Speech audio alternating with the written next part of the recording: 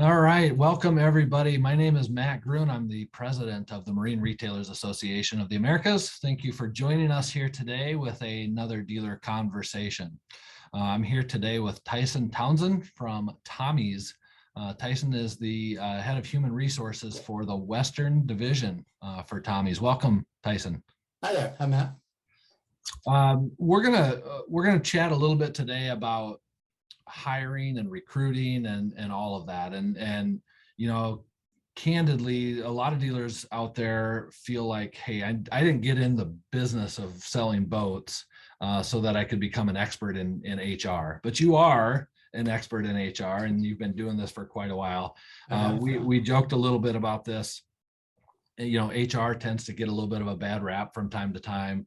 You know, Toby on The Office and all that sort of thing.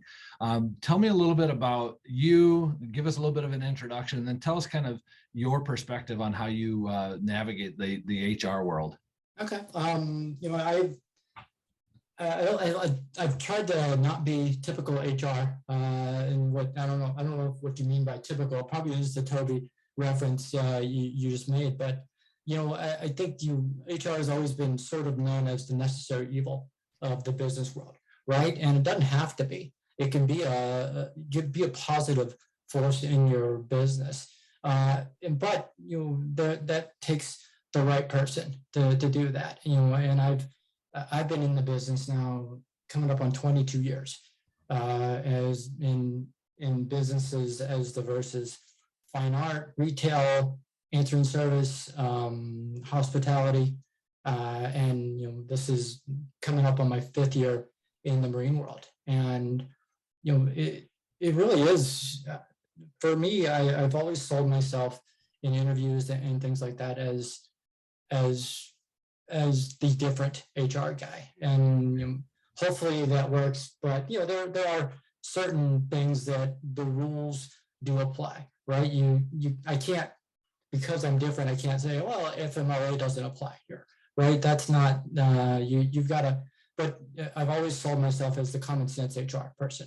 And sometimes common sense, especially in employee law, don't coincide all the time. But if you know it, you can make that work. So yeah, awesome. Well, so 5 years in the marine industry. Give us a little snapshot of your background and how you landed where you're at today. Sure. You know, I spent most of my life in kind of the corporate HR world, and about 5 years ago, Boulder Boats came knocking, and I just said, you know, I do want to do something that's a little less formal and a little more fun. And I thought, oh, I'll see if I can do this for a year or two. And here we are 5 years later, and I love it. I really do. It's a fun gig. It's a fun industry. And you know, I was lucky enough that when we were acquired by Tommy's year and a half ago, I joined another fun company. And you know, you never know, right, when you're acquired, and you never know if you're going to be part of a group that you have come to, you know and love. But I am, yeah, and I was, and I feel like I'm super lucky that I was part of that. So that's great. So 2 couple years ago, part of the Boulder Boats family. Correct, yeah. Tommy's is a growing chain of dealerships. It is really, yeah. So, yeah. Give us a little bit of insight into what's going on with Tommy's and how the Boulder thing went and all of that. I mean, you know, obviously growing pains, but when you know, in marine industry, I think that's probably going to be writ large, right? You know, they are, not to be completely stereotypical, but there's family companies, and when a bigger company is buying them, there's going to be certain amounts of, you know, growing pains or growing strategy pains for sure.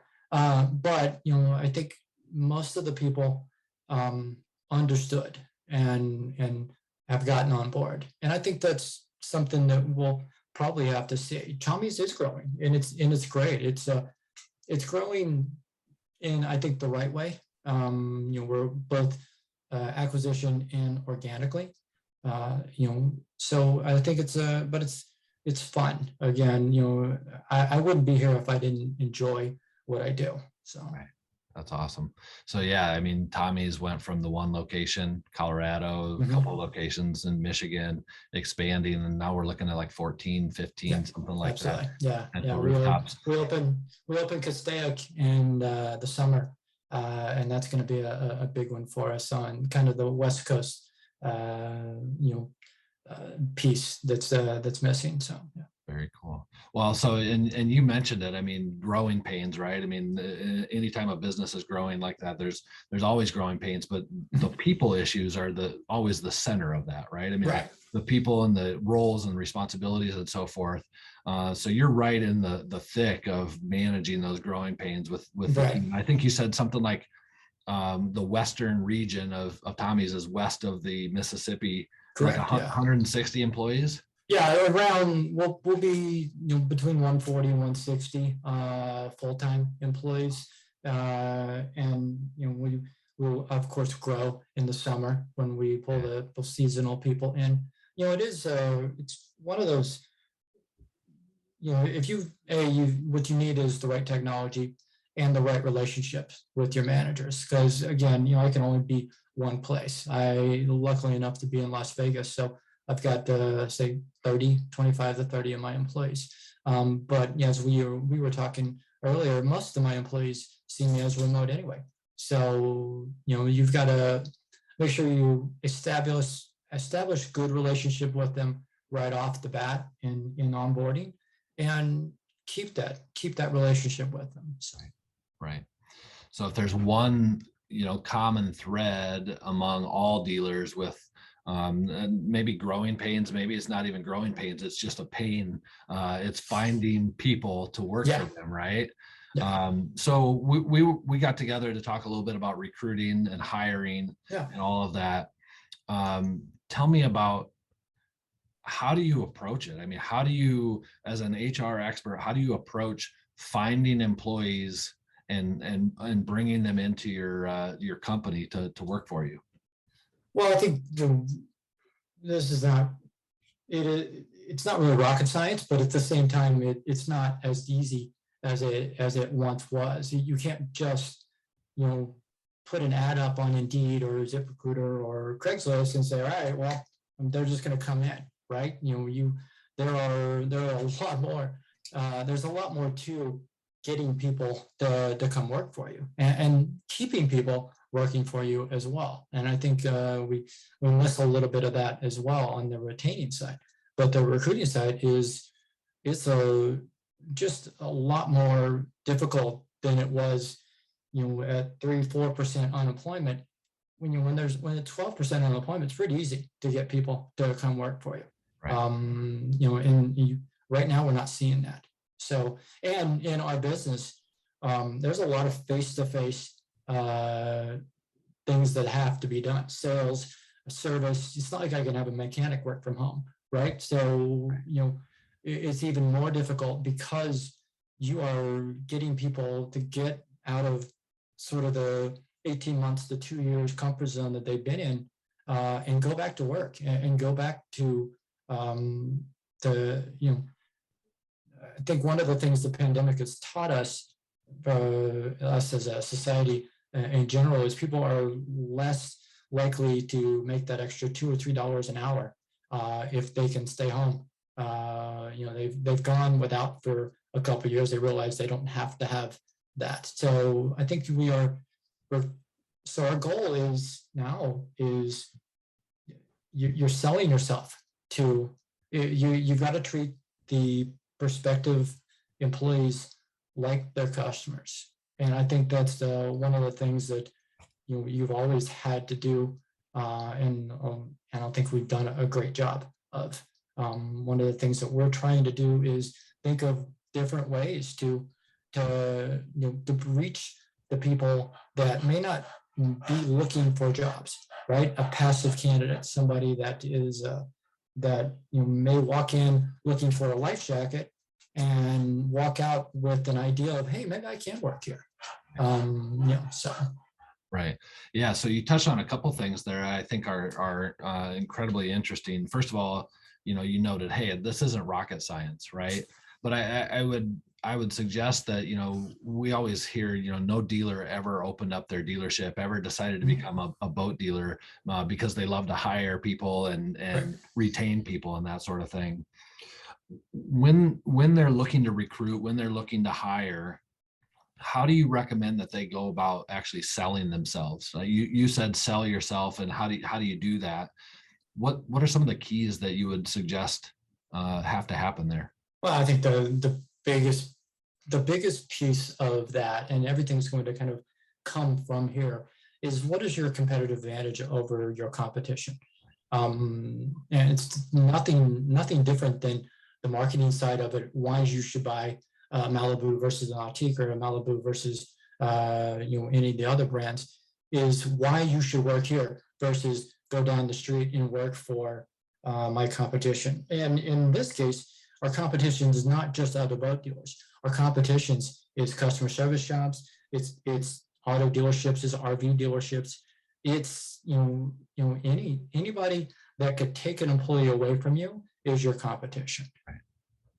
Yeah, I love that because we always think about our competitive advantage being our sales process or the brands that we carry or the quality of our customer Right. service. But if we can turn our way of thinking and develop a competitive advantage by the way that we hire and retain people, I mean, that really can set you apart. Would you agree? Absolutely. Yeah, completely. I mean, there are a few different things there you can do there. You can utilize kind of the niche job boards, but you gotta improve job postings, things like that. But the most important thing is to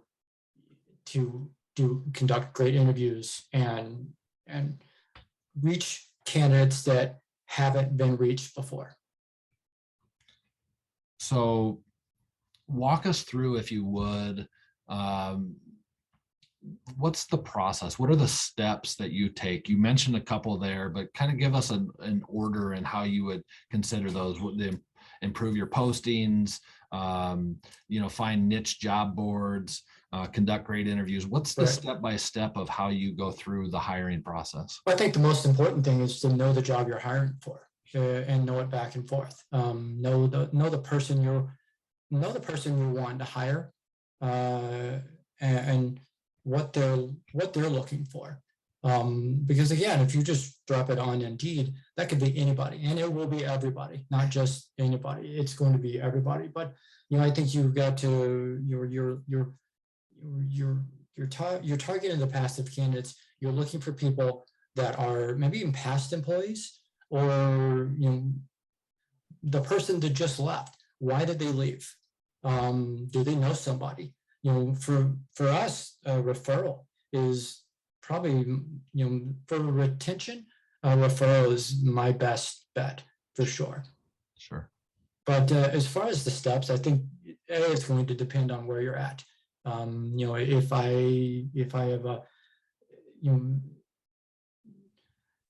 maybe somebody that is, say in Fresno, I get a great response to even a Craigslist ad in Fresno that I won't come close to getting a response like that in LA. So you've got to know the job, the area, and know exactly the candidate you're looking for. And when I say the exact candidate you're looking for, I don't mean, okay, I've got an idea. I want this guy, a male between the ages of 25 and 32, and that kind of thing. You've got to be open to, and I'm sure we're probably going to be talking a little bit about diversifying, but you've got to be open to what skills they may bring or what attitude they're going to bring. Right. For sure. One of the things that you touched on a minute or two ago was related to conducting great interviews. This is such a key component to finding good people and making sure that they're a good fit. You mentioned all of that stuff, knowing the job, but knowing the person and what they want and so forth. How do you go about the process of conducting a great interview? What's the key to that success? Again, we're going to treat people like they're our customers, right? We're going to respect their time. We're going to make sure that one interview is going to be exactly the same. I can't tell you, so many people will say, oh, I don't need to write anything down. I don't need to, think about what kind of questions I'm going to ask. It's not fair because you may end up, having a conversation with somebody that went to school at the same school that you went to, and you spend 30 minutes talking about, what you ate or what you loved and things like that. And they walk out of there, you're like, I really like them, but I have no idea what their skills are. Right. But I think, the great interviews are, it really is, the same questions that are always asked. Why should, give me as an example why you should work here. If my cultural values are online, and this is something I live by, am I asking about this? What do they like about that? That's something that we do. Is what is your of our 6 cultural values? What are your favorite? Why?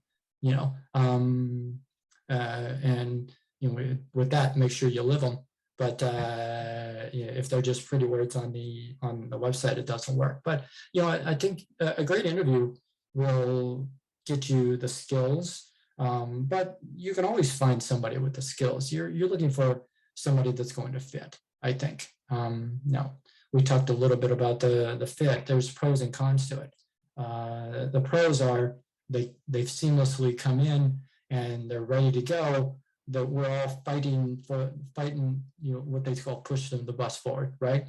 Everybody's got the same passion for what we do. I think a lot of times when people fall down is they're looking for the cultural fit, and what that means to them is they're exactly the same as me. Right. And that's not what you're looking for. And I think that's a dangerous thing, to look for somebody that is exactly the same as you. So right. So let's dive into that a little bit. You're working on diversifying your workforce. Yep. And that sort of thing. Tell us a little bit about, first of all, like what does that mean to you? You're touching on it a little bit here, but what does it mean for you and for the Tommy's team to diversify your workforce? Well, I think the diversity is, it gets a bit of a bad rap, and I don't think it should. I think diversity, the rule of thumb is your employees should match your community, right? And I think that's a pretty good rule of thumb. But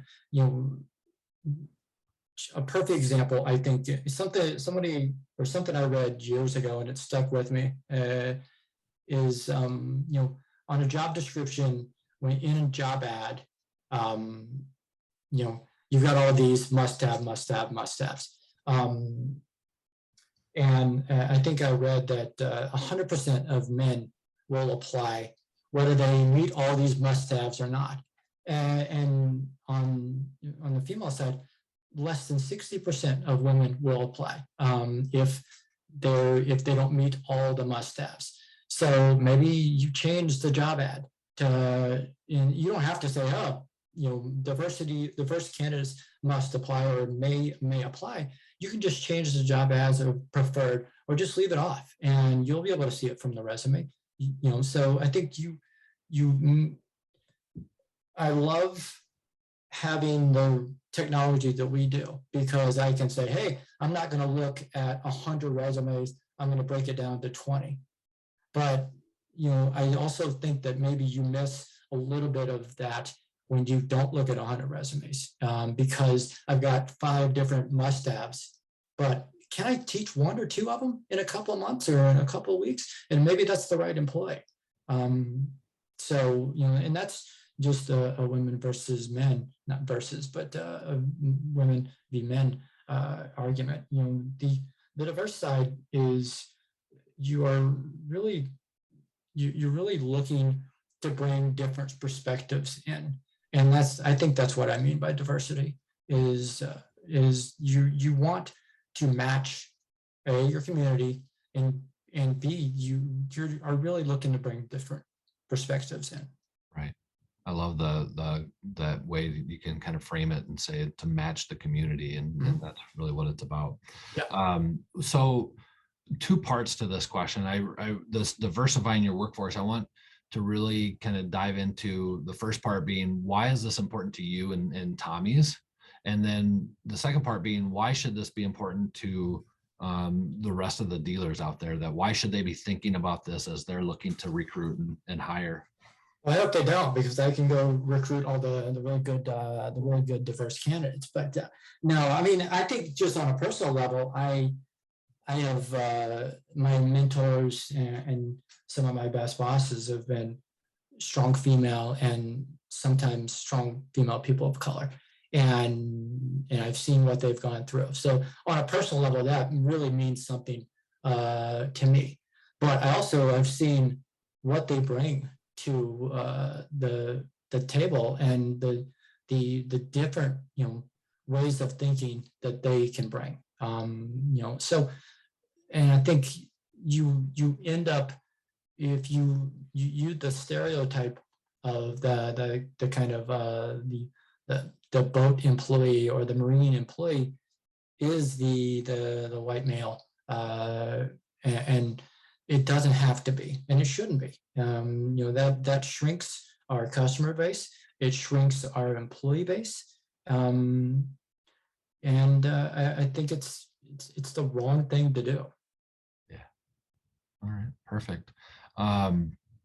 Some of the talk out there in the broader world of hiring and so forth has centered over the last, I don't know, year or so around this idea of the Great Resignation, right? I mean, where supposedly these all kinds of employees are looking to leave their employer and leave toxic work environments and so forth.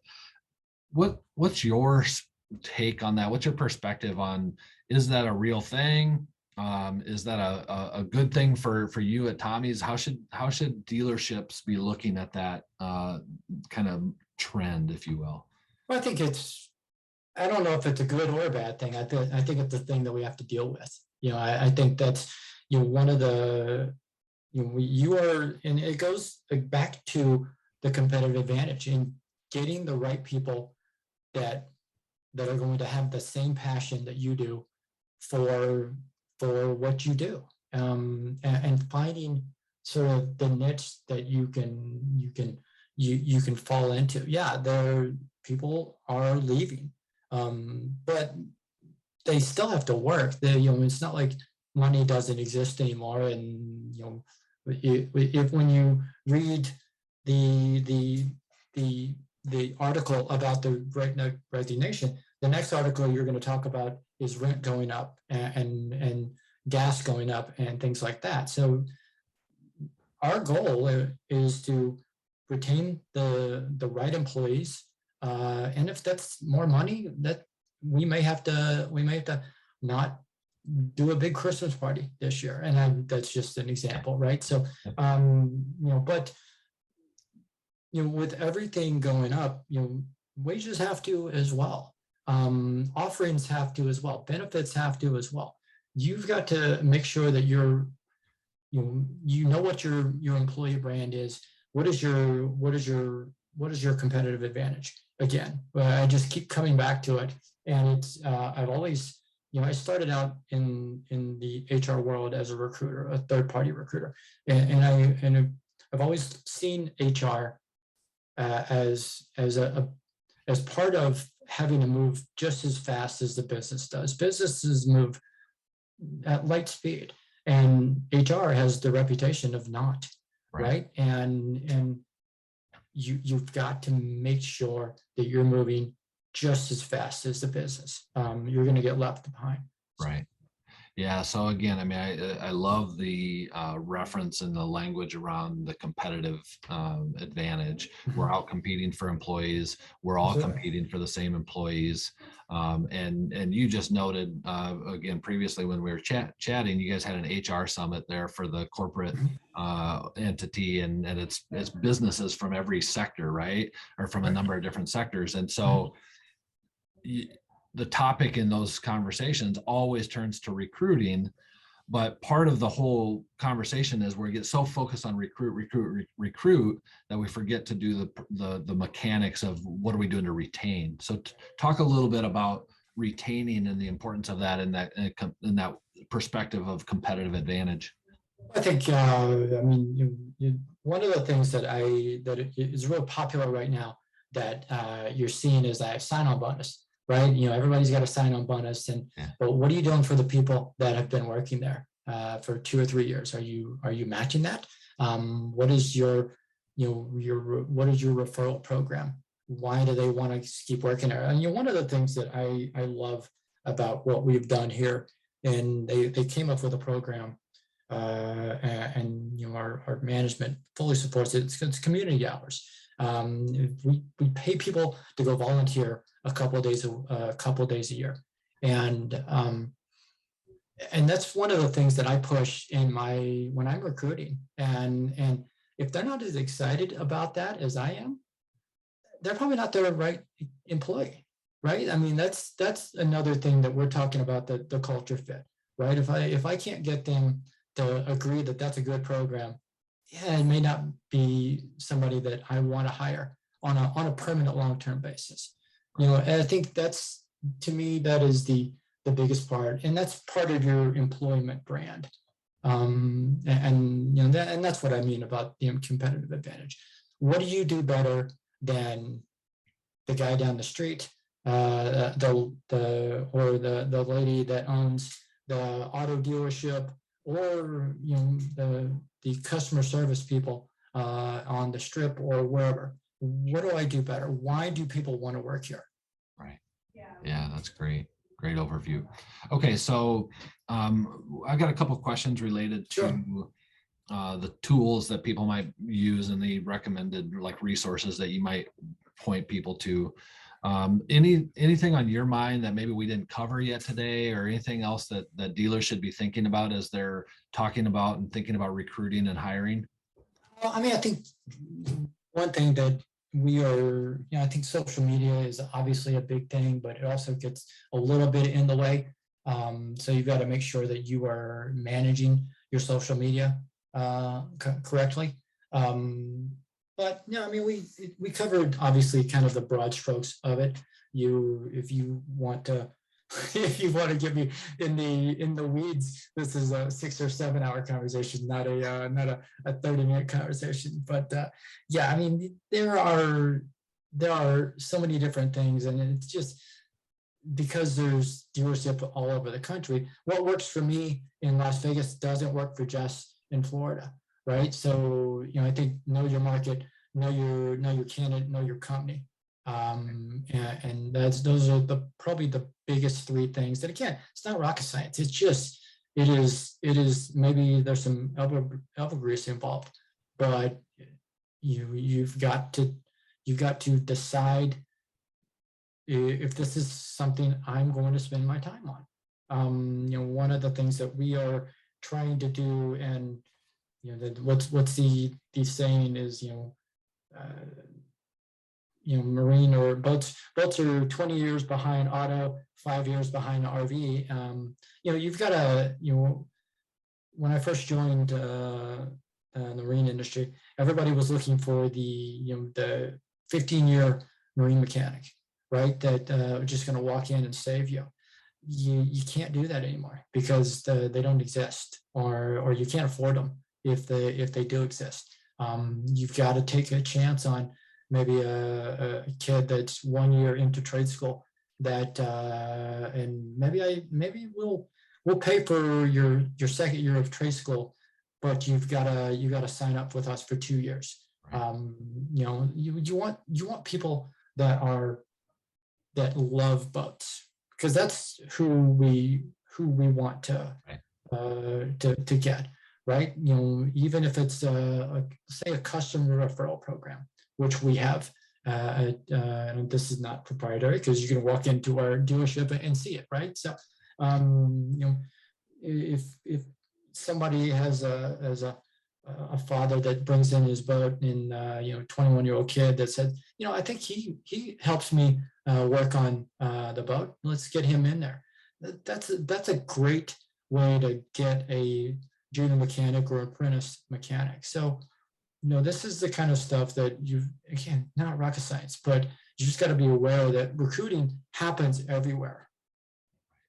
Right. So the putting in the work, right? And like you said, getting creative, being unique about how you're doing it. Mm-hmm. And you said investing the time and energy into it. What's the payoff on investing that time and energy? Less training time, less. You're gonna train them up front, but in 5 years, these are the people that are going to be your service managers, your general managers, and 10. If you have invested in them, and that's probably one of the biggest things is, have I invested in you?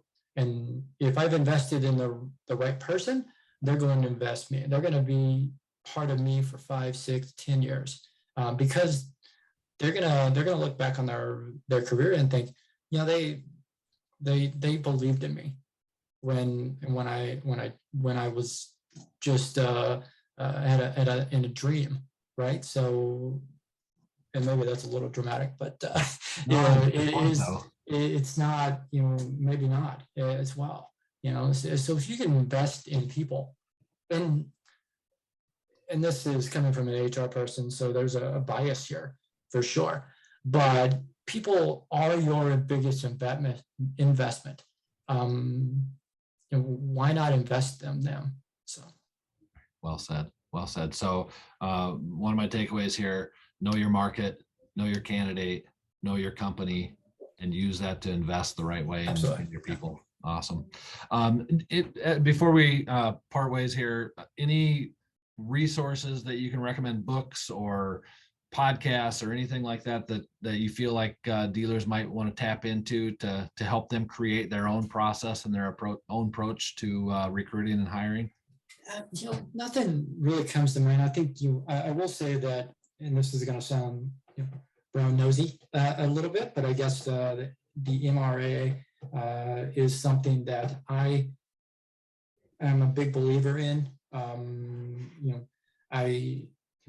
Liz calls me to kind of push people over the line when they're interested in the education piece of it, and I think people feel the passion that I have for it. I'm a part of a couple of different boards or certification committees for you guys, and you guys do a wonderful job in that. So so that is probably, and you gather all this information and push it out to people that need it and use it. So without me giving this blog or this